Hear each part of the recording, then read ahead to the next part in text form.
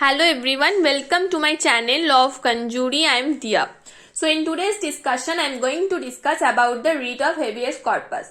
तो पहले डिस्कशन में हमने डिस्कस किया था कि रिट क्या होता है। तो रिट बेसिकली एक रिटन ऑर्डर है सुप्रीम कोर्ट का या फिर हाई कोर्ट का, जहां पे अगर किसी भी पर्सन की कोई फंडामेंटल राइट वायलेट हुआ है तो उसको जो है प्रोटेक्ट करता है, उसको प्रोटेक्शन प्रोवाइड किया जाता है रिट इशू करके। आर्टिकल 32 में इंडियन कॉन्स्टिट्यूशन द्वारा प्रोवाइडेड है कि अगर कोई इंडियन सिटीजन जो है वो सुप्रीम कोर्ट जाकर या फिर हाई कोर्ट जाकर अपना राइट्स को प्रोटेक्ट करवा सकता है इन रिट्स को इशू करवा के। और यहाँ पे मतलब आर्टिकल 32 और आर्टिकल 226 के अंडर 5 टाइप्स के रिट प्रोवाइडेड है।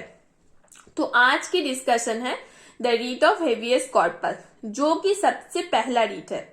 ये जो हेबियस कॉर्पस रिट है तो ये एक लैटिन टर्म है। It means to have a body, to produce the body before the court. ये सबसे ज्यादा पावरफुल एंड सबसे ज्यादा यूज किए जाने वाला रीट है। देखिए, अगर कोई पर्सन है या इंडिविजुअल है जिसे स्टेट इलीगली डिटेन कर लेती है, तो वो इंसान खुद या फिर उसके रिलेटिव्स या उसके friends writ of habeas corpus issue कर सकते हैं उस पर्सन के रिलीज के लिए। तो जब भी आप ये रीट यूज करते हैं तो सुप्रीम कोर्ट या हाई कोर्ट डिटेनिंग अथॉरिटी से ये पूछता है कि किस बेसिस पे आप इसको अरेस्ट किया था, आप इसको डिटेन किया था। अगर वो रीजन अनरीजनेबल लगता है, डिटेंशन अनलॉफुल और इलीगल तरीके से होता है, देन कोर्ट उस पर्सन की डिटेंशन खत्म कर देता है और उसे इमीडिएटली रिलीज किया जाता है। अब कुछ फैक्ट्स देखते हैं हेबियस कॉर्पस की रेस्पेक्ट्स में।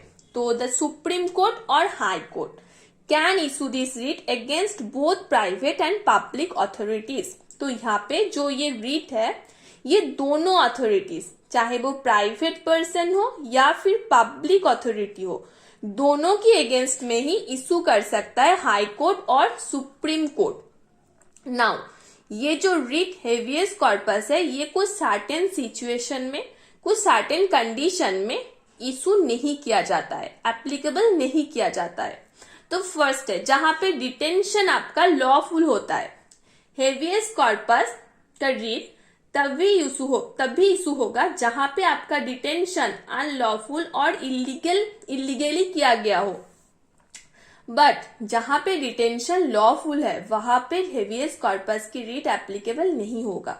Similarly when the proceeding is contempt of A legislature और ए कोर्ट, जहां पे आपने कंटेम्प्ट किया है कोर्ट का या लेजिस्लेचर का, वहां पे भी हेबियस कॉर्पस की रीट इशू नहीं किया जाएगा।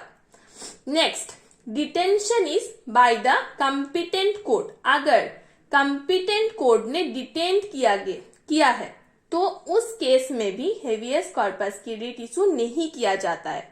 And last, if the detention is outside the jurisdiction of the court, तो इस केस में भी हेबियस कॉर्पस की रीट इशू नहीं किया जाएगा, एप्लीकेबल नहीं होगा।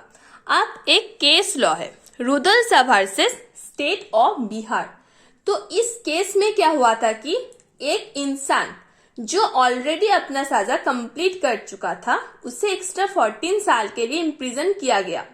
इसके बाद writ of habeas corpus use किया गया और उस इंसान को इमीडिएटली रिलीज किया गया, साथ ही साथ उसे एग्जाम्पलरी डैमेजेस अवार्ड की गई। तो रीट ऑफ हेबियस कॉर्पस एक ऐसे इंसान की रिलीज के लिए, उसके प्रोडक्शन के लिए यूज किया जाता है जिसे इलीगली डिटेन किया गया हो, जिसे इलीगली अरेस्ट किया गया हो। Thank you.